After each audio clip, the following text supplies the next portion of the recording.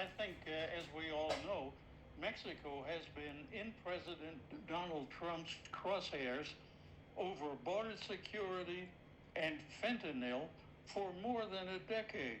Yet it is the sole country, Mexico is the sole country to win a 90-day extension on trade talks after steep penalties on, as you said, 69 countries in the world. And these penalties kicked in on Thursday of this week, day before yesterday. So let's just take a look at Switzerland. 39% on everything, but 220% against pharmaceuticals made in Switzerland and exported to the United States. We have the problem of 50% on all products from Brazil, 50% on all products from India. So Mexico, and this is the great surprise of this week, Mexico has done quite well in comparison. The reprieve for Mexico reflects several months of behind-the-scenes work by Mexican President Claudia Sheinbaum to cultivate a solid relationship with the ever-mercurial Donald Trump. While the two have yet to meet in person after a planned sit-down in Canada at the G7 summit in June was scuttled, they talk regularly on the telephone. So what we have then is during one of their early telephone calls, Sheinbaum shared with Trump, who survived an assassination attempt, the personal risk she faced in agreeing to his request to extradite 29 alleged drug cartel members to the United States, according to a White House official and a former American official who worked on U.S.-Mexico issues during the first Trump administration. The moment highlighted Sheinbaum's willingness to put her own safety at risk to work with Donald Trump. And she's done a masterful job from my point of view.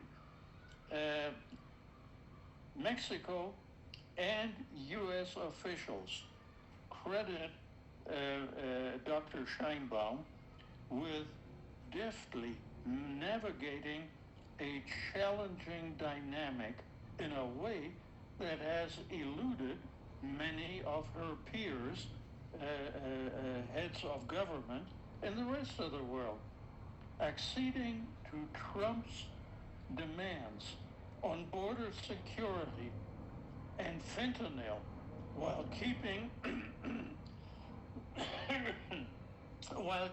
her domestic audience happy. Sheinbaum has benefited from a favorable hand, and she has played that hand with unusual discipline. Sheinbaum has a cadre of advisors who know the United States well, including some who served in the Mexican government during the first Trump administration, like Economy Secretary Marcelo Ebrard.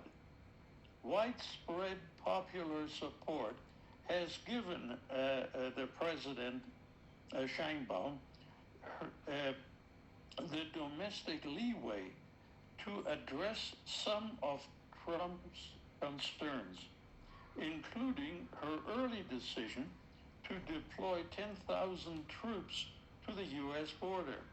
And Sheinbaum has remained measured when Trump has needled the country, including when he early on renamed the Gulf of Mexico the Gulf of America.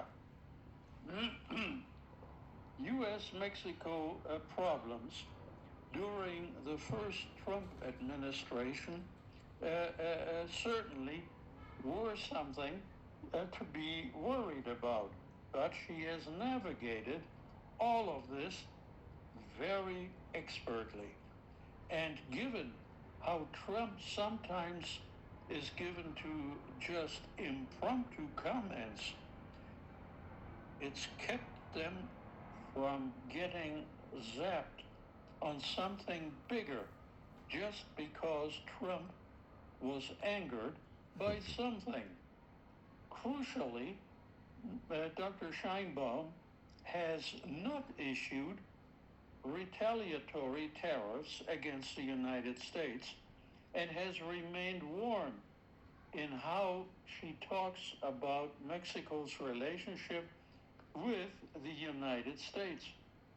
In April, Canada announced counter tariffs on American products, including 25% on certain automobiles.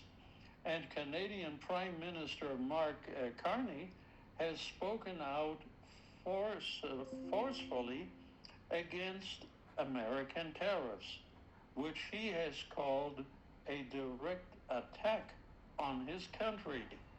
Well, Mexico handled this much better than Canada. Sheinbaum has been deliberate in her relationship with Donald Trump. She has received counsel on how to approach the United States president from her predecessor and mentor, Andrés Manuel López Obrador, who had a warm relationship with Trump during his first term, and from prominent Mexican business leaders with ties to the Trump world, she also got very, very expert counsel. Sheinbaum, who completed her postdoctoral studies at the University of California at Berkeley, speaks fluent English, including during calls with Donald Trump. She has also earned a reputation for the data-driven approach she takes to their conversations, including citing the United States' own data to show Trump that seizures of fentanyl at the United States-Mexico border have dropped dramatically in recent weeks. Having a phone-only relationship with the American president has allowed Dr. Sheinbaum to avoid the kinds of Oval Office spectacles that have entrapped other foreign leaders during the second Trump administration now. Chiefly, the infamous February disaster between Trump and Ukrainian President Volodymyr Zelensky. Far from publicly criticizing the Mexican president, Trump has only offered public praise for Sheinbaum.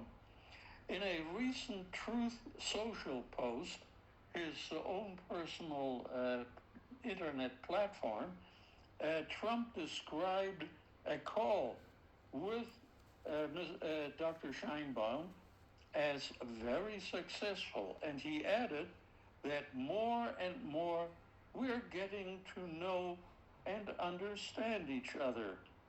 I think, he said, at least on the side of Mexico, I think that things are going well and in the right direction by telephone. Let's continue doing that. Why why risk being in the Oval Office live on television worldwide when Volodymyr Zelensky had his head handed to him by Donald Trump and the U.S. Vice President, J.D. Vance. So then, Trump's most recent letter to President Sheinbaum, in that letter,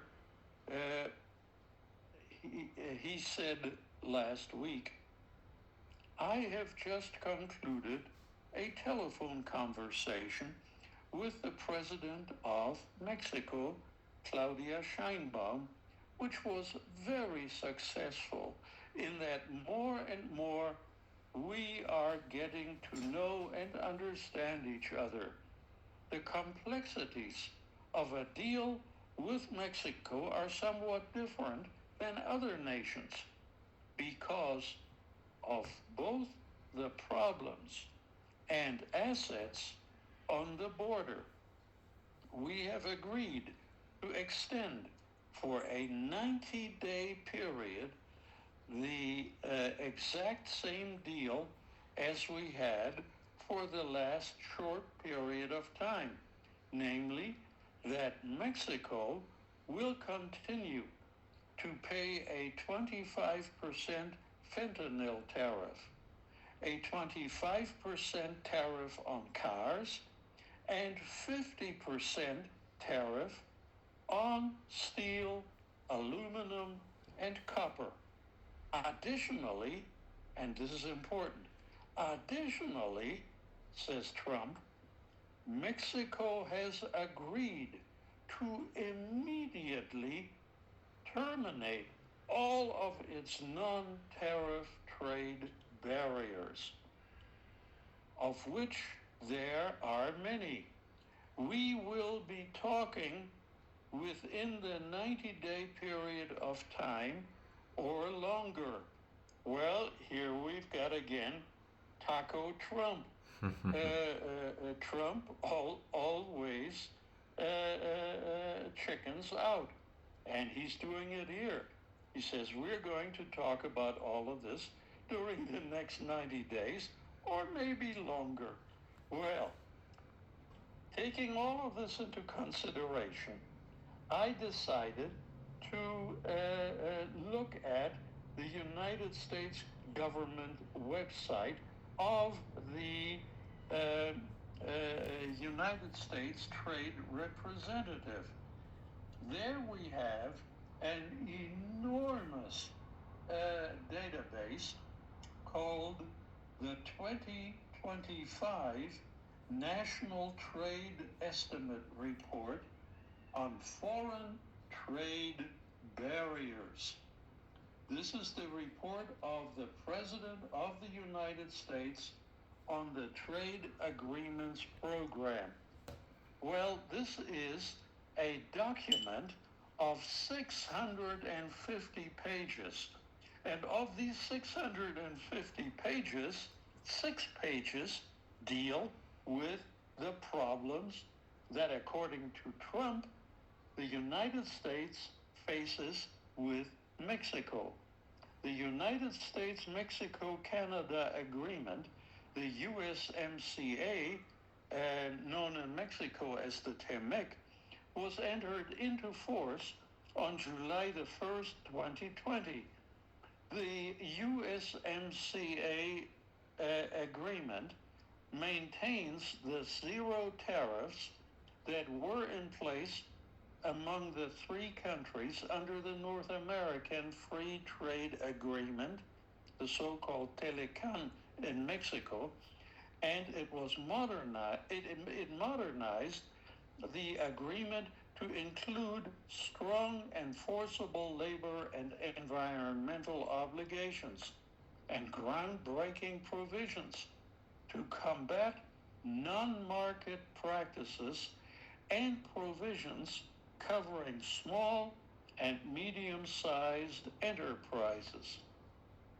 So, when it comes to policies in instituted by Mexico, we then have the non-tariff barriers, customs barriers, and trade facilitation.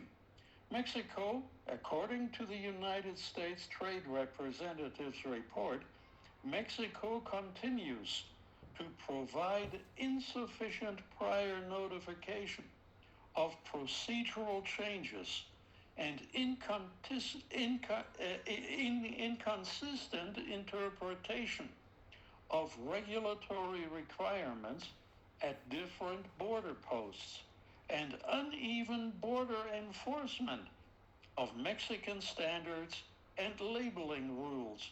Often, notification of new customs or tax requirements is provided 2 weeks or less before entry into force, leaving U.S. exporters little time to adjust their systems to accommodate and comply with these changes.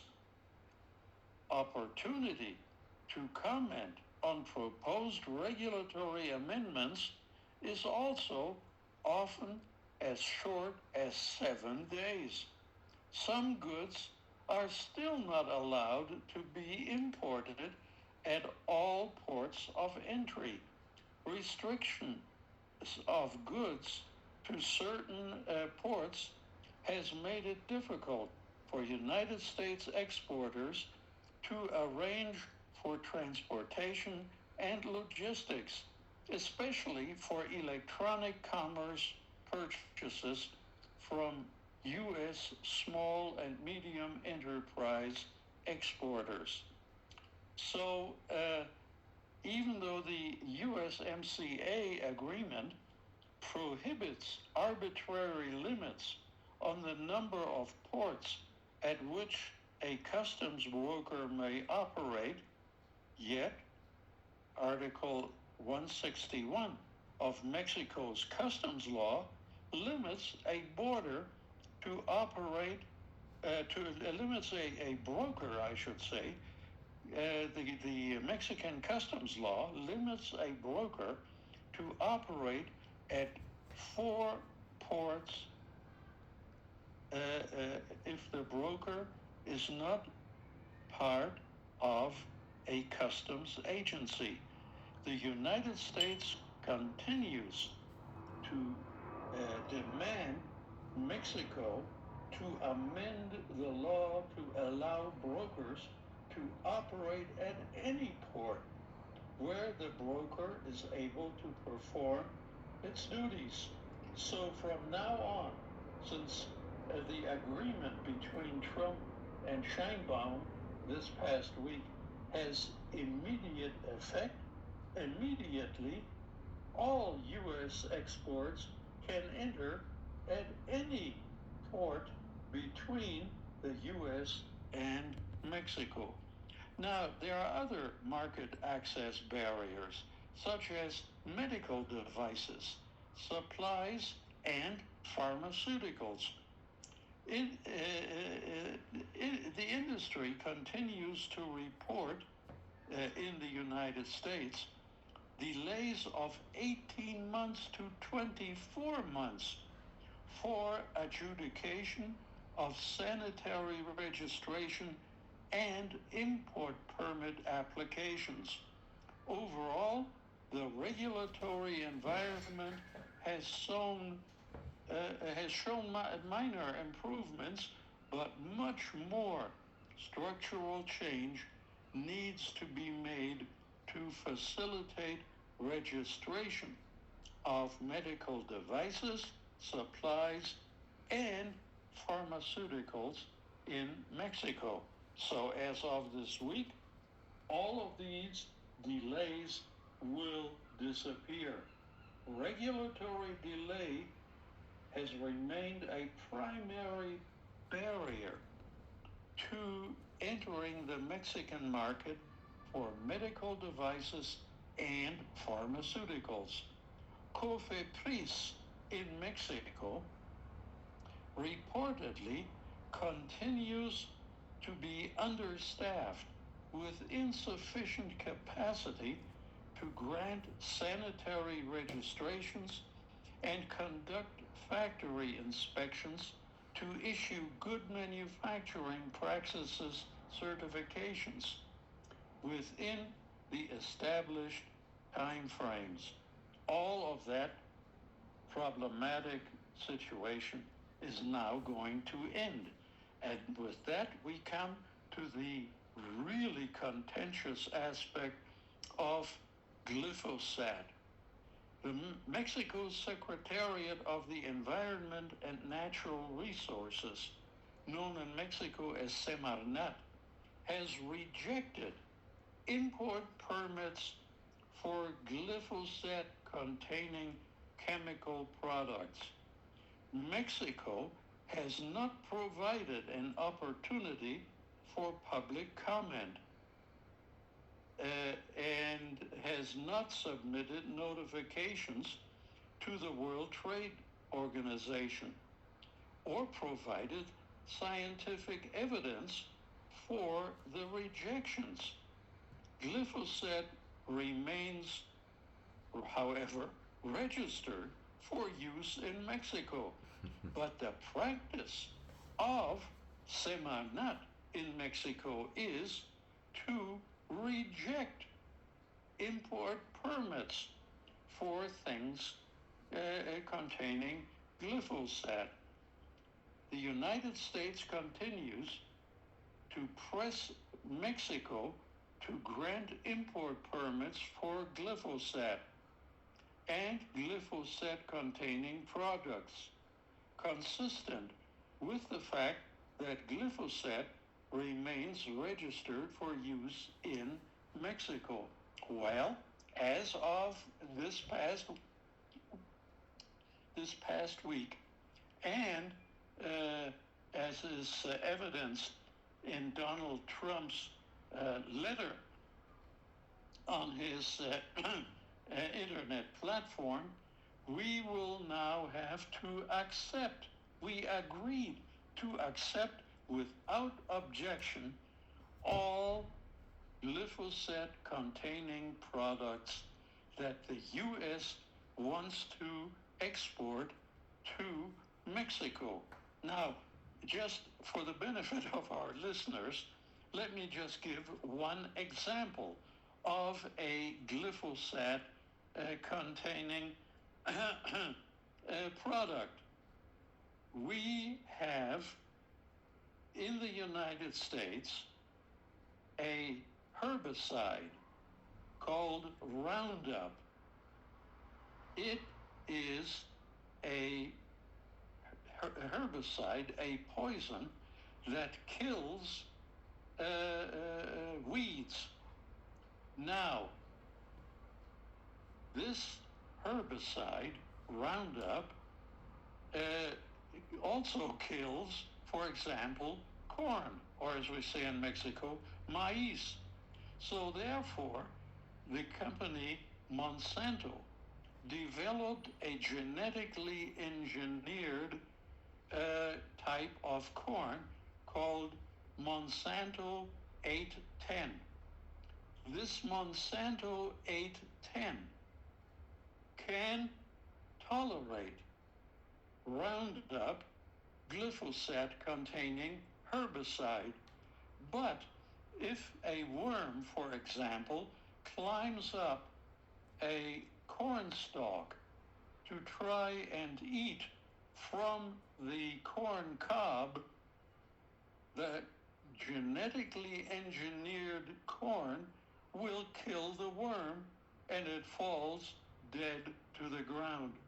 Mexico has always argued, wait a minute, if an elote de maíz, a corn cob, can kill a worm because it's genetically engineered, this corn cob, what will that corn do in a human stomach? We don't want it. Well, now that is a thing of the past. Claudia Sheinbaum and Donald Trump have agreed that they that Mexico will admit to the Mexican market Monsanto 810 and other glyphosate and genetically engineered products. Now, what about technical barriers to trade and sanitary and phytosanitary barriers? Now, in August of 2024, Mexico published a draft implementing regulation for the July 2020 Quality Infrastructure Law on the National Regulatory Improvement Commission's website. In comments submitted to Mexico, the United States expressed serious disappointment with Mexico's decision to offer a period of only 10 business days to comment on the draft regulation. In addition, the United States emphasized concerns related to and sought clarity on how the regulation will impact matters including consideration of international standards and conformity assessment provided in the development of Mexican technical regulations.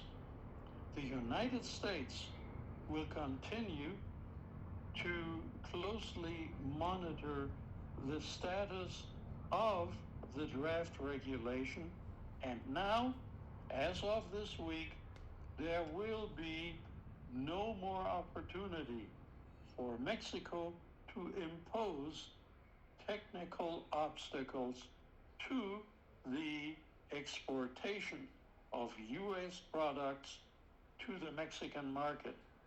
Now, what about local specific testing requirements? The United States has always had concerns with regulations that Mexico's telecommunications regulator, the Federal Telecommunications Institute, the IFT, published in the year 2020 pursuant to Technical Provision IFT 012-2019 that pose a barrier to trade for mobile telecommunications products by requiring in-country testing in Mexico for specific absorption rates and reference out-of-date standards from the International Electrochemical Commission Institute of Electrical and Electronics Engineers and the International Commission on Non-Ionizing Radiation Protection. The requirements include duplicative testing in Mexico and may cause delays as Mexico has limited the number of accredited facilities that it authorizes to perform the required tests. The standards that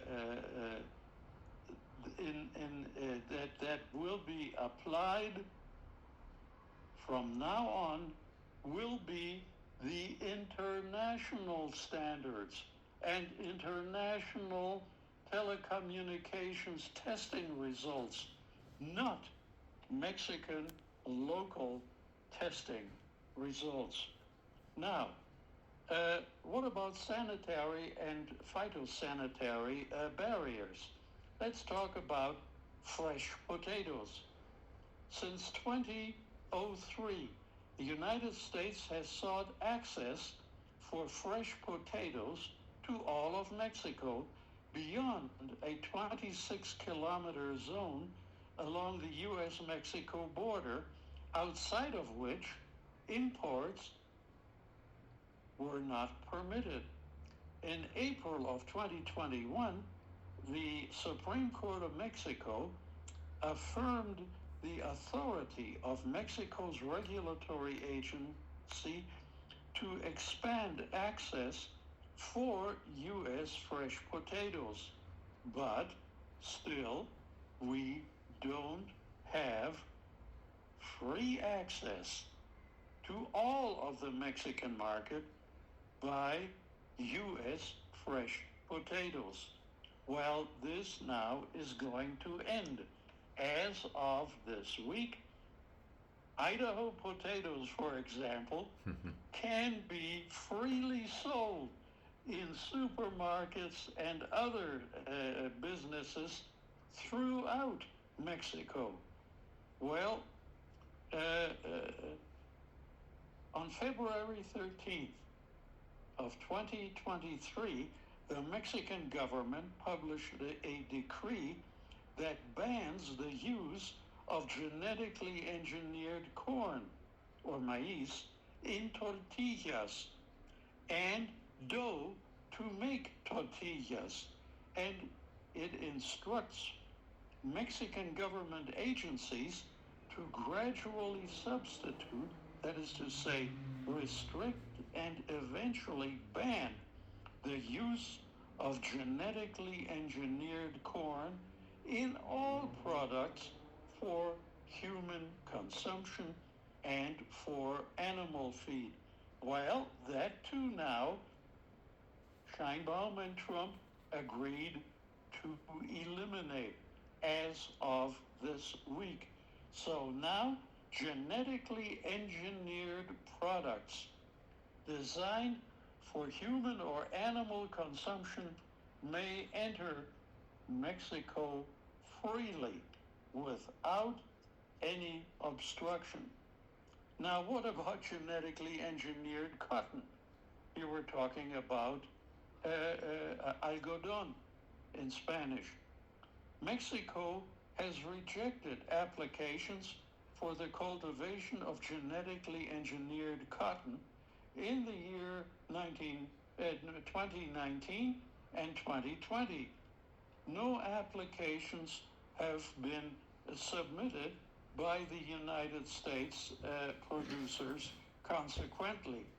Now, in 2023, companies from the United States submitted 3 applications for experimental field trials of new genetically engineered cotton varieties. Mexico refused to decide whether or not to accept these applications. Now, as of this week, genetically engineered corn can be sown and harvested on experimental fields throughout Mexico. What about intellectual property protection?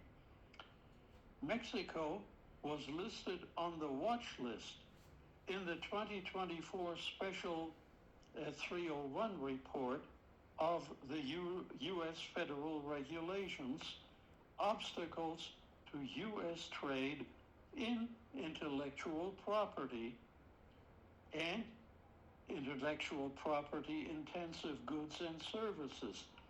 And that includes the wide availability of pirated and counterfeit goods via both physical and online markets. As broadband access increases in Mexico, so has online piracy, and stakeholders report that Mexico has one of the highest rates of music and video game piracy in the entire world. Overall criminal enforcement of intellectual property rights including online transactions, continues to be characterized by zero coordination among federal, state, and municipal officials in Mexico.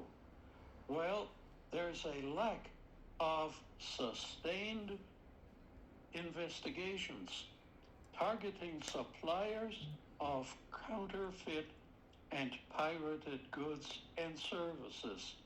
So now the Mexican government has agreed to stop piracy of intellectual property protected products. That certainly will put a lot of organized crime activities out of business. What about service barriers? What about electronic payment services? The United States has closely monitored developments with respect to Mexico's evolving policy for electronic payment service suppliers. Aspect of the existing policy framework limits the ability of U.S. electronic payment service suppliers to supply their complete suite of value-added services on a cross-border basis, including fraud protection, and differentiate themselves in the marketplace. On September 14th, 2023, Mexico's Federal Economic Competition Commission identified barriers to competition in the card payment processing market and issued recommendations to Mexico's central bank and the National Commission for Banking and Securities to restore conditions for competition. That has not been done. But now, with the new agreement this week between Trump and Sheinbaum, we will now have free access of online payment services such as PayPal for any transaction initiated by Mexican or U.S. Businesses. And the processing of credit card payments will also adhere to international standards and not the restrictive standards of the Mexican government. Well, what about insurance services?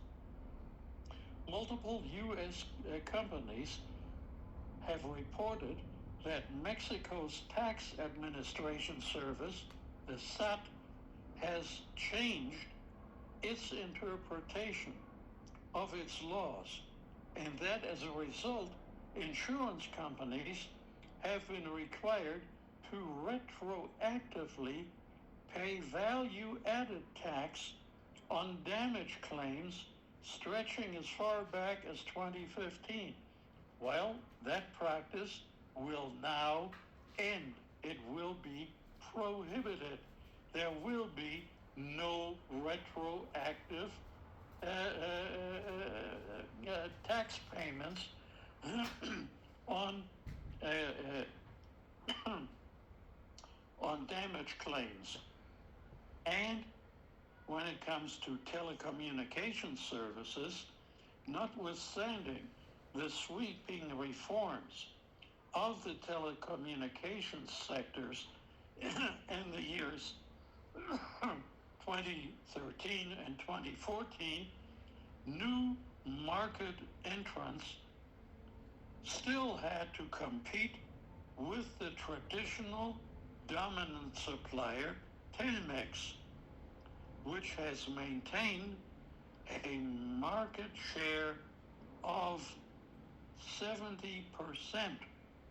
and was designated as a preponderant economic agent by the Instituto Federal de Telecomunicaciones.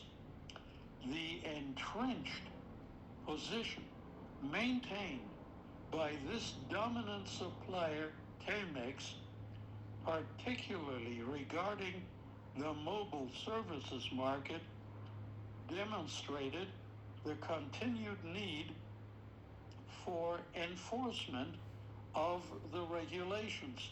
But there was no enforcement of these regulations on the part of the Mexican government.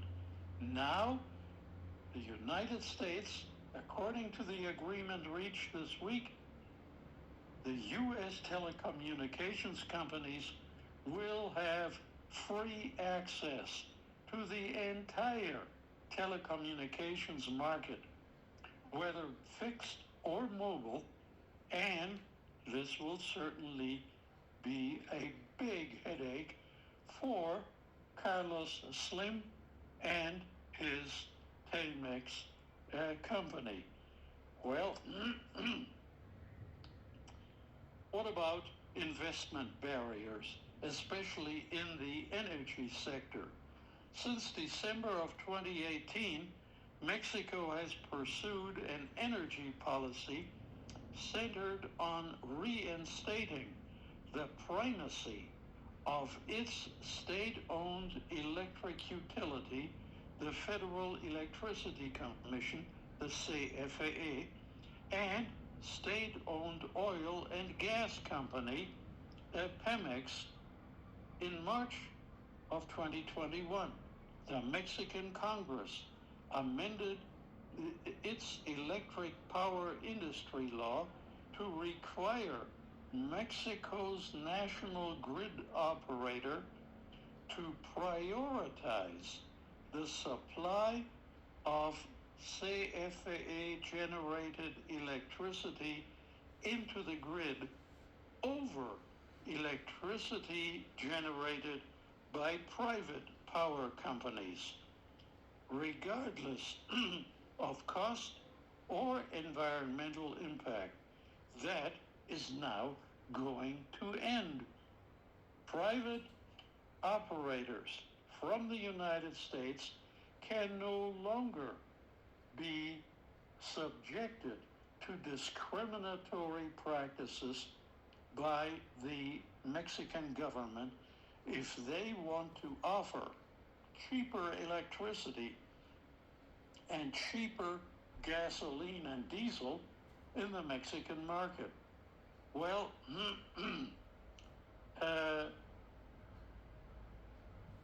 in addition, there is the mining sector. The government of Mexico passed legislation in April of 2022 amending the national mining law to establish greater state control over the country's lithium resources. Lithium, of course, is essential for making high-capacity batteries for electric vehicles and other applications. The amendments to Mexico's law place the exploitation, the exploration, and utilization of Mexico's lithium under the exclusive control of a newly created state-owned company, Litiomex, and excludes private companies from concessions, licenses, contracts, permits, and authorizations to undertake those activities. That too is now a thing of the past. Lithium exploration, exploitation, and production is now totally open to competitors from the United States. Now, Mexico restricts foreign investment in certain sectors under the foreign investment law. Certain sectors, such as transportation infrastructure, are entirely closed to foreign investment. Foreign ownership is capped at 49% for express delivery companies, and land for agricultural, livestock, and forestry purposes, as well as port administration services, also used to be totally closed to foreign investment. That is now a thing of the past. We will have to open up investments in forestry, in transportation infrastructure, in land used for agricultural purposes and livestock purposes. So we are entering with this agreement that has literally received no attention from analysts in Mexico. We are entering a brave new world starting this week. Now, finally, Donald Trump's auto tariffs on Mexico are, in my opinion, absolutely unsustainable. We're talking about 25% of punitive tariffs applicable to the auto industry, and U.S. car makers are ultimately losing out too. This is going to be a matter that Mexico needs to strenuously negotiate during the next 90-day delay with the United States. Mexico was mostly relieved on Thursday when Trump announced that goods exported under the U.S., Mexico, and Canada trade deal, the USMCA or TEMEC, would remain tariff-free for 90 days while talks continue. Finished automobiles will still incur a 25% tariff under separate measures put in place by Trump. That arrangement is paralyzing investment decisions. The industry, the auto industry, is pushing for a separate bridge deal ahead of the TEMEC or USMCA review next year. And I think this present situation is simply not sustainable. It's not sustainable for American companies either. It would be disastrous to be this way from now until next year, when the review process of the TEMEC USMCA agreement begins. This puts not only the Mexican auto industry at an intolerable disadvantage, but the American and Canadian sectors as well. The United States companies say, wait a minute, now we are worse off than Japan. And that simply cannot be. Mexican auto exporters that comply with the USMCA agreement can claim a discount on the tariff for U.S. content, which is higher than in other nations at an average of about 40%. That would theoretically mean Mexican-made cars can pay an average of about 15% in total, the same level as Japan and the European Union under their deals. And certainly we will have to press very hard in the coming 90 days to get the same 15% advantage that Japan and the European Union enjoy when they export their cars into the U.S. market. So Trump said this week he would enter into that 90-day negotiating period with Mexico, also one of Americans' largest trading partners. The current 25% tariff rates are staying in place during those 90 days, but they are down from the 30% that Trump had threatened earlier. But that 25% only applies to the fraction of Mexico's trade with the U.S.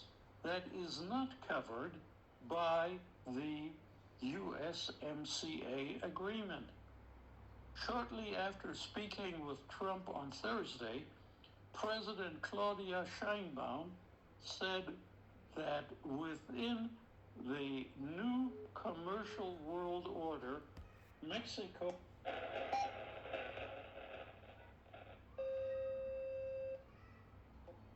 of the free trade agreement. What's within the USMCA has no tariff, with the exception of what we already know: automobiles, steel, aluminum, and copper. This is what Claudia Sheinbaum said on Thursday, and she is right. 84% of all products and services exported by Mexico to the United States will remain free of any tariffs. We should emphasize again, only automobiles, steel, aluminum, and copper will suffer tariffs. Auto, steel, and aluminum, 25%, and copper, 50%.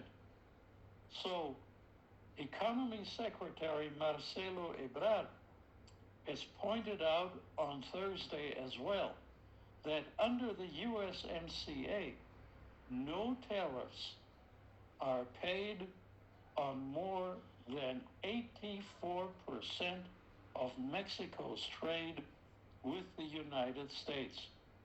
Most imports from Canada and Mexico are still protected, as of now, by the USMCA, or as we know it, the TEMEC. But the deal is up for review next year.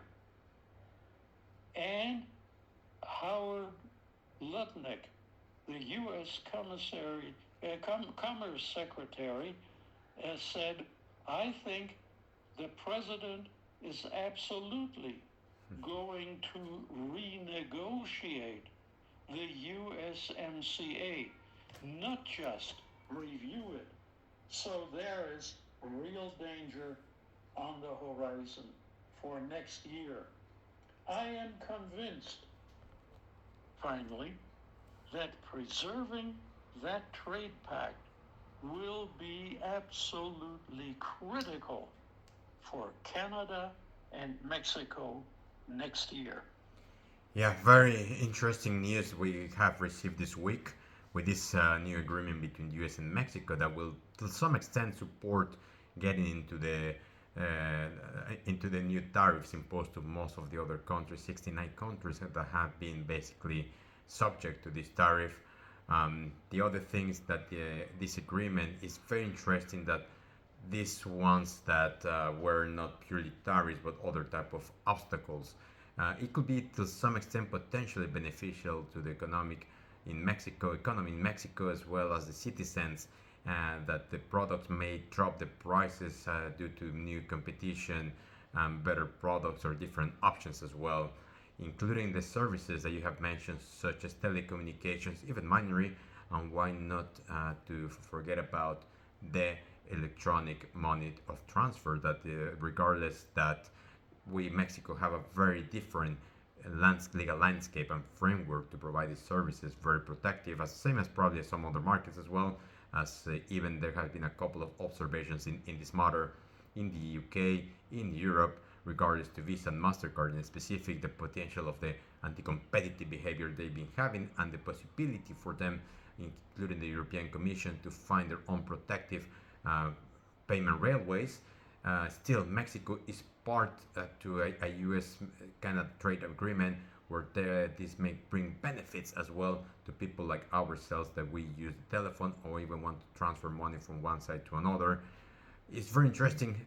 We'll see if in the next few weeks and days this agreement will make the Mexican government to change not only the policy but also the legal landscape or legal framework in our country in all these different areas, which nowadays the law in some cases is prescriptive. And let's not forget about the regulators such as Central Bank of Mexico and the CNBV, where they have their own criteria not written, that this can create different issues to enter into the market. In the meantime, Mexico has been very good again with our current president Claudia Sheinbaum in negotiating and trying to reduce or mitigate the impact of these tariffs in our economy, regardless that it will be temporary. And let's expect next year the negotiation to be a very complicated subject.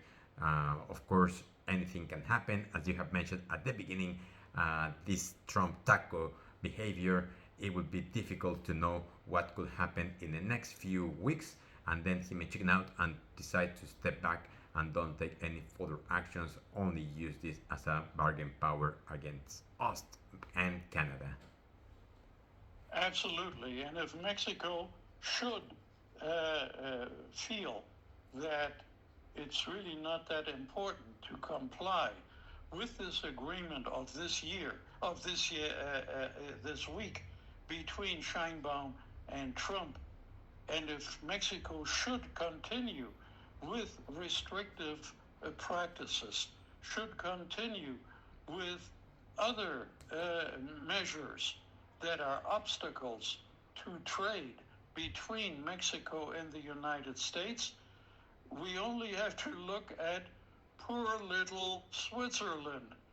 They, as of yesterday, will be paying 39% on all exports to the United States and 250% on all exports of pharmaceutical products to the United States, just because they did not go along with prior demands from Donald Trump and prior agreements with Donald Trump.